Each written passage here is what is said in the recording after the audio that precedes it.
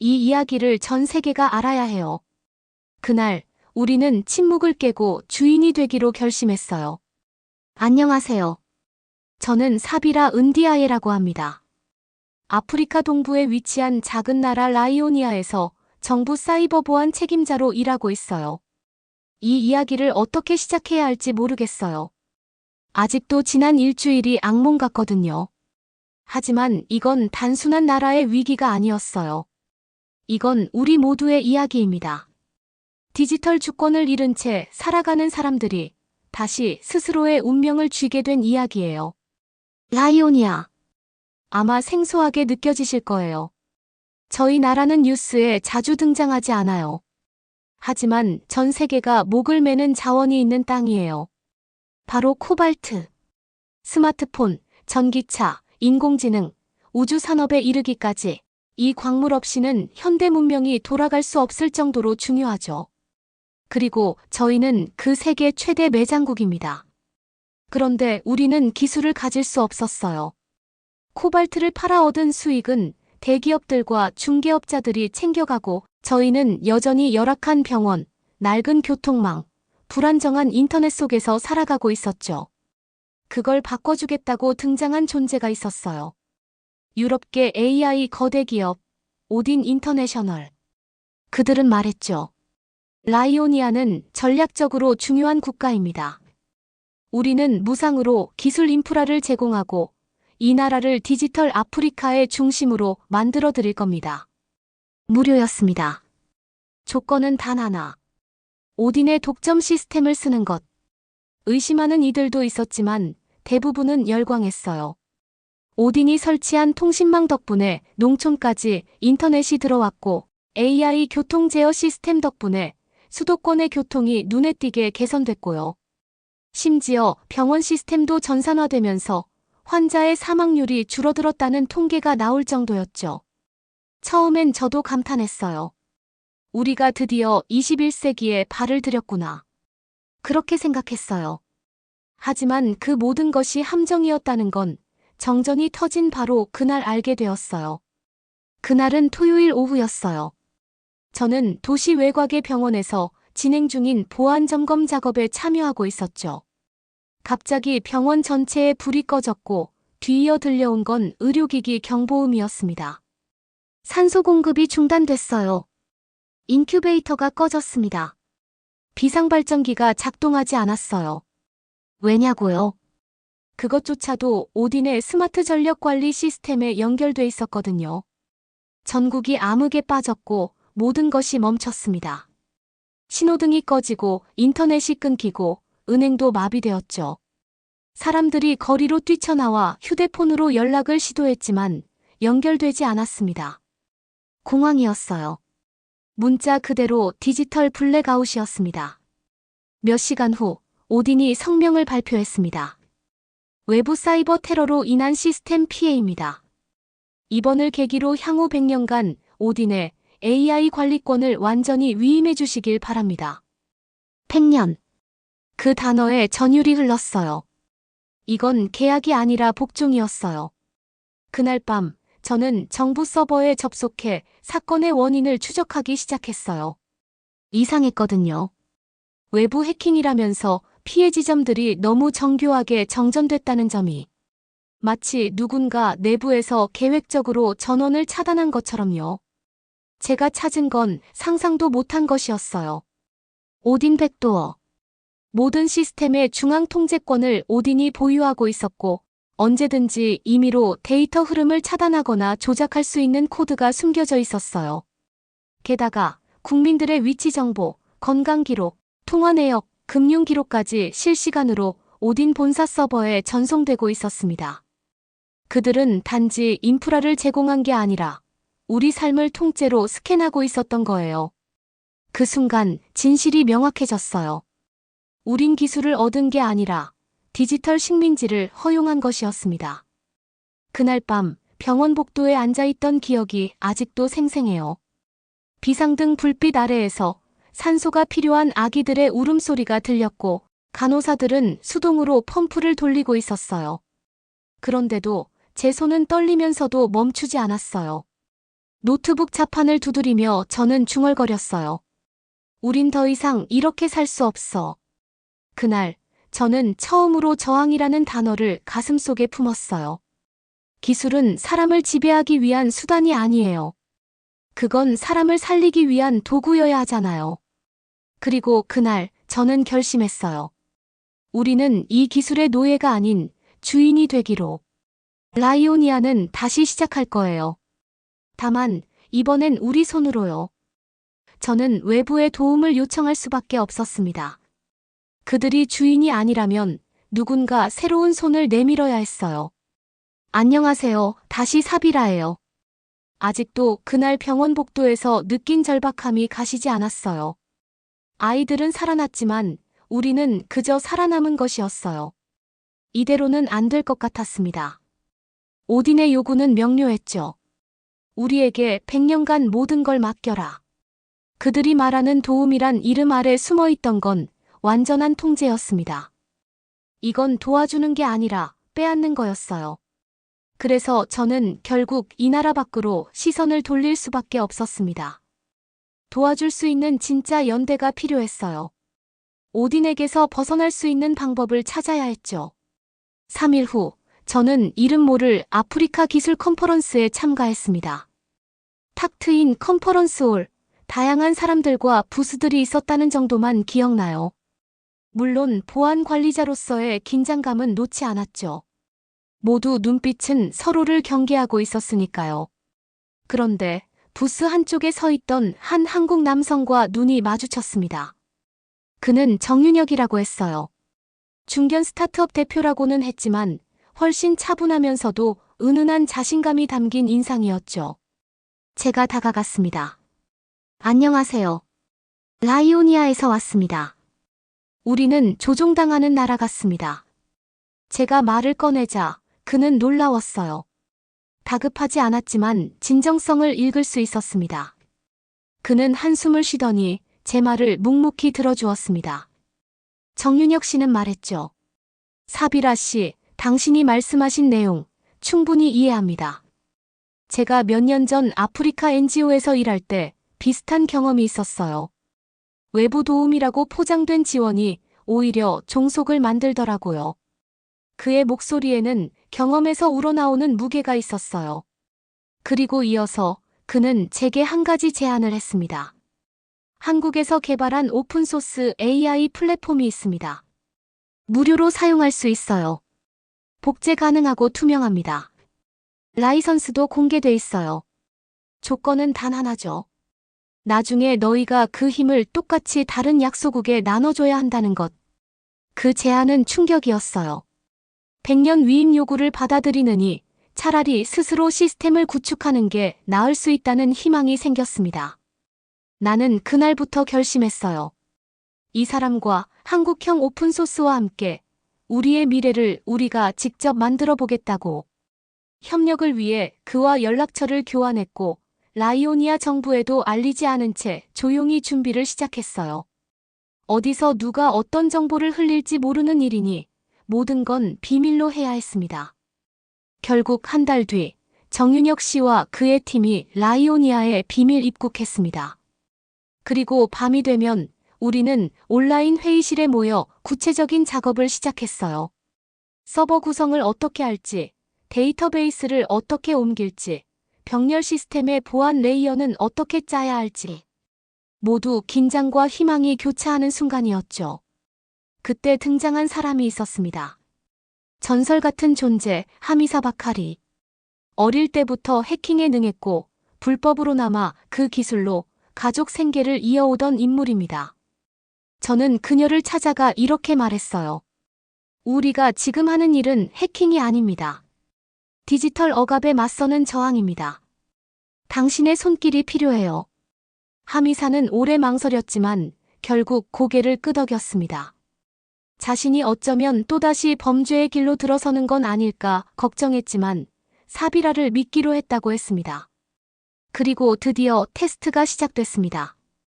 한국팀의 플랫폼 오픈NIA는 첫 번째 병렬 서버를 띄우는데 성공했고 금융 데이터 복구, 학생 정보 복구 작업까지 순조롭게 진행됐어요. 오딘 시스템이 통제하는 중앙 서버와는 완전히 분리된 채 작동했습니다. 그동안 오딘은 눈치챘습니다. 그리고 경고했죠. 이건 비즈니스 계약 위반입니다. 국제 소송을 제기하겠다. 우리는 흔들릴 수밖에 없었습니다. 국제 소송이라 라이오니아는 감당할 수 있는 금융 규모가 아니었다는 것을 잘 알고 있었거든요. 밤중 저는 문득 외로워졌습니다. 밖으로 나와 한쪽 벤치에 앉아 달빛을 보며 혼잣말했어요. 이 선택이 옳은 길일까? 우리는 진짜 주인이 될 수 있을까? 하지만 그 순간 한 통의 메시지가 왔습니다. 하미사가 시스템에 침투해 오딘 로그를 확보했습니다. 신규 백도어, 내부 통신 기록, 파일 목록 그리고 오딘 본사 문서가 끼어 있다고 해요. 심장이 뛰었어요. 이 문서엔 누가 우리의 기술을 조종하고 어떻게 정보를 수탈하고 어째서 그 모든 걸 숨기며 동의 없이 장악하려 했는지 선명히 적혀 있었죠. 그리고 그 충격적인 사실이 우리를 다시 일으켰습니다. 우리는 외로운 구원자가 아니었어요. 라이오니아와 한국이 함께 손을 잡았고 이제는 시스템의 주인이 되기 위해 싸우기 시작했습니다. 다음 파트전에서는 우리가 어떻게 이 증거를 손에 넣었는지 그리고 세상에 어떻게 알릴 수 있었는지 그 결정적 순간을 전해드릴게요. 우리는 시스템을 고치려 했던 게 아니었어요. 그 자체를 갈아엎어야 했죠. 그리고 진실은 그날 밤 지하 서버 안에서 드러났습니다. 안녕하세요. 사비라예요. 그날 이후로 제 삶은 매일 전쟁 같았어요. 그저 정보보안 담당자였던 제가 어느 날은 도망자였고 어느 날은 혁명가였고 또 어느 날은 울고 있는 시민들 앞에서 말없이 서버 재부팅을 하는 기계가 되기도 했습니다. 한국 개발팀과 함께 만들던 병렬 시스템 오픈NIA, 그건 단순한 기술적 대안이 아니었어요. 그건 라이오니아의 자존심이었고 저항이었고 살아있다는 증명이었어요. 하지만 오딘은 생각보다 빨리 반격해왔습니다. 귀국 대표단의 비공식 기술 교류가 국제계약 위반입니다. 시스템 해킹 증거로 UN 안보리에 정식 제소하겠습니다. 저희 정부는 초긴장 상태에 들어갔고 총리 칼렙은 저를 호출했어요. 사비라, 도대체 무슨 짓을 한 건가? 그는 뭔가 숨기고 있는 듯 했어요. 그 눈빛 속엔 두려움과 함께 체념이 묻어 있었죠. 그는 오딘과의 계약 연장을 이미 조율 중이었고 우리 시스템은 곧 완전히 넘겨질 예정이었습니다. 그리고 저는 깨달았어요. 우린 단순히 오딘의 시스템을 고치려 했던 게 아니었어요. 이 구조, 이 식민 시스템 자체를 갈아엎어야 했던 거예요. 그날 밤 하미사와 저는 결단을 내렸습니다. 오딘 본사 서버에 직접 들어가야 했어요. 그들은 데이터를 분산 보관하지 않았어요. 정보는 철저히 중앙 집중 본사 서버 안에 모든 게 들어있었죠. 우리가 내부자 계정을 통해 접근할 수 있었던 것도 그 통제 구조 덕분이었어요. 하미사와 저는 외부에서 확보한 오딘 직원의 인증 토큰을 가지고 서울시 서초구에 위치한 오딘 코리아 R&D 서버에 침투를 감행했어요. 네, 웃기죠. 우리는 아프리카에서 한국 시스템을 해킹하고 있었던 겁니다. 그 순간은 정말 숨막혔어요. 하드디스크를 뒤지며 파일 목록을 정리하던 중 딱 하나의 이름이 눈에 들어왔습니다. PROJECTAEGISMASTERV21 PDF 아이기스 그리스 신화 속 절대 방패 무언가 숨기려는 자들이나 붙일 법한 이름이었죠. 파일을 열었을 때 저는 말문이 막혔습니다. 문서 내용은 이랬습니다. 오딘은 아프리카 17개국에 대해 통일형 언어 데이터, 민족 분류 알고리즘을 통해 AI 통제를 시도 중. 통합 교육 콘텐츠를 개발해 지역 문화를 단일화하려는 프로젝트. 정부 간 계약이 아닌 플랫폼 주도형 식민화 전략. 각국 시민 데이터는 유럽 본사 AI의 학습 소스이자 상업적 자산으로 간주됨. 그 순간 머리를 얻어맞은 듯한 충격이 왔어요. 이건 그냥 기술 통제가 아니야. 이건 새로운 형태의 디지털 식민지 계획이야. 그 파일을 확보한 우리는 이제 더는 숨어 있을 수 없었어요. 폭로하자. 이건 세상에 알려야 해. 정윤혁 씨는 말렸어요. 정치적으로 위험해요. 유엔도 국제사회도 오딘과 얽혀 있어요. 하지만 저는 대답했어요. 그럼에도 불구하고 우리는 침묵할 수 없어요. 이틀 뒤 저는 유엔 긴급 디지털 주권 회의장에 섰습니다. 스크린 위에 프로젝트 아이기스 문서가 떠오르는 순간 회의장 전체가 술렁였습니다. 오딘은 자선가가 아닙니다. 그들은 라이오니아를 시작으로 아프리카 17개국을 하나의 AI 관리 구역으로 통합하려 했습니다. 문화, 언어, 정체성을 삭제하고 데이터만 남기는 시스템. 이건 진보가 아닙니다. 이건 새로운 식민주의입니다. 그날 이후 세계는 움직였습니다. 케냐, 에티오피아, 탄자니아가 동참해 디지털 해방연대를 결성했고 한국은 오픈소스 시스템 전면 공개를 선언했어요. 정윤혁 씨의 NIACHAI에는 라이오니아의 병원, 학교, 은행 시스템을 순식간에 대체하기 시작했습니다. 오딘은 수세에 몰렸고 내부 고발자까지 등장하면서 국제사회에서 퇴출됐습니다. 하지만 저는 압니다. 이건 끝이 아니에요. 시작이었어요. 다음 파트에서 우리가 어떻게 완전히 새로운 길을 만들어냈는지, 그리고 어떻게 기술을 통한 연대가 실현됐는지 말씀드릴게요. 이제 우리는 코발트를 수출하던 나라가 아닙니다. 우리는 미래를 만드는 코드를 수출하는 나라가 되었어요. 안녕하세요. 마지막 이야기를 전하게 되었네요. 사비라입니다. 어느새 계절이 2번 바뀌었어요. 국가 전체가 정전과 공황으로 무너졌던 그날이 이제는 마치 오래전의 일처럼 느껴지기도 합니다. 하지만 저희에겐 그날이 모든 것의 시작이었어요. 우리는 기술의 노예였지만 결국 기술로 자유를 쟁취했습니다. 그리고 오늘 저는 그 이야기를 끝까지 마무리하려 합니다. 사건 이후 유엔에서 오딘의 프로젝트 아이기스가 공개된 날은 전 세계 뉴스의 헤드라인이 되었습니다. CNN은 디지털 신식민지의 민낯이 드러났다고 보도했고 BBC는 AI를 빌미로 한 주권 침해라고 단정지었습니다. 특히 아프리카 국가들, 그리고 그동안 오딘 시스템을 일부 사용하던 남미, 아시아의 소규모 국가들이 연이어 라이오니아에 연락을 해왔어요. 당신들은 어떻게 그 벽을 넘었습니까? 그 기술, 우리도 나눌 수 있습니까? 그때 저는 정윤혁 씨의 말을 떠올렸습니다. 조건은 단 하나입니다. 나중에 너희도 너희 같은 나라를 도와줘야 해요. 그래서 우리는 그렇게 했습니다. 우리만의 기술, 우리만의 길을 만들어가기 시작했죠. 한국-라이오니아 공동기술팀은 블록체인 기반의 탈중앙 AI 플랫폼 NIACHAIN을 완성해 세계에 공개했습니다. 처음엔 누구도 관심 가지지 않았어요. 오딘 같은 인프라 대기업 없이 가능하겠냐? 는 회의가 넘쳤죠. 하지만 NIACHAIN은 그걸 해냈습니다.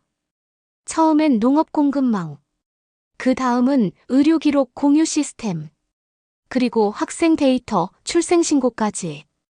우린 작은 마을부터 바꾸기 시작했어요. 그리고 1년 뒤 라이오니아는 기술 수입국이 아니라 기술 수출국이 되었습니다. 저희의 첫 번째 수출 대상은 루안다였습니다. 전기조차 부족한 나라였지만 오픈소스 기반으로 교육 네트워크를 구축했어요. 학생들에게 태블릿 하나씩 지급하고 블록체인으로 출석 성적진로 관리까지 가능하게 했죠. 현지 교사는 말했어요. 이건 기술이 아니라 희망이에요. 그리고 그 말이 제게 울림을 줬습니다. 우린 이제 희망을 수출하고 있었던 겁니다. 1년 후 저는 다시 유엔 회의장에 섰습니다. 이전에는 오딘을 고발하기 위해 선 자리였지만 이번엔 자랑하기 위해 섰어요.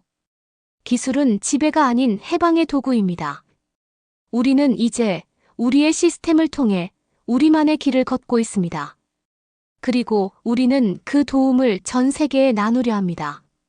그 순간 회의장은 기립박수로 가득 찼어요. 그리고 한국 대표단 쪽에서 정윤혁 씨가 조용히 웃고 있는 모습이 보였죠. 저는 고개를 숙이며 그에게 속으로 말했습니다. 당신의 조건 지켰습니다. 마지막 장면, 제가 가장 아끼는 장면을 말씀드릴게요. 하미사 바카리. 그녀는 지금 수도 외곽 작은 마을에서 어린 아이들에게 코딩을 가르치고 있어요. 책상도 부족한 낡은 교실에서 초등학생들이 손을 들며 물어보죠. 선생님, 이건 왜 오류가 나요? 이건 우리가 만든 프로그램이에요. 하미사는 웃으며 말해요. 그래, 우리가 만든 거야. 우린 이제 코발트를 수출하던 나라가 아니라 미래를 만드는 코드를 수출하는 나라야. 이제 저는 압니다. 기술은 도구일 뿐이에요. 그걸 누가 어떻게 사용하느냐에 따라 사람을 구속할 수도 자유롭게 할 수도 있어요. 우리의 선택은 싸우는 것이었고, 포기하지 않는 것이었고, 무엇보다 연대하는 것이었습니다. 만약 이 이야기를 듣고 계신 여러분이 어디선가 비슷한 상황에 있다면 꼭 기억해 주세요. 누군가는 언제든 당신 손을 잡아줄 수 있어요. 저는 그 손을 잡았고 지금은 누군가의 손을 잡아주는 사람이 되었으니까요. 감사합니다. 그리고 여러분도 언젠가 여러분만의 NIACHAIN을 만들게 되길 바라며 코발트 블루 이야기 여기까지입니다. 도움이 되셨다면 좋아요와 구독, 그리고 여러분의 이야기도 제보해주세요. 이제 다음 세상은 여러분의 이야기로 채워질 차례입니다. END. 여러분은 어떻게 생각하시나요? 기술은 우리를 자유롭게 하고 있나요? 아니면 더 보이지 않게 통제하고 있진 않을까요? 그리고 만약 여러분이라면 사비라처럼 그 구조에 맞설 수 있었을까요? 이 이야기가 조금이라도 울림이 있었다면 좋아요와 구독 버튼으로 함께 연대해주세요. 여러분의 클릭이 더 많은 목소리를 세상에 들리게 합니다. 그리고 여러분도 여러분만의 이야기를 제보해주세요. 우리가 함께 만든 연대가 또 다른 자유를 만들어갈 테니까요.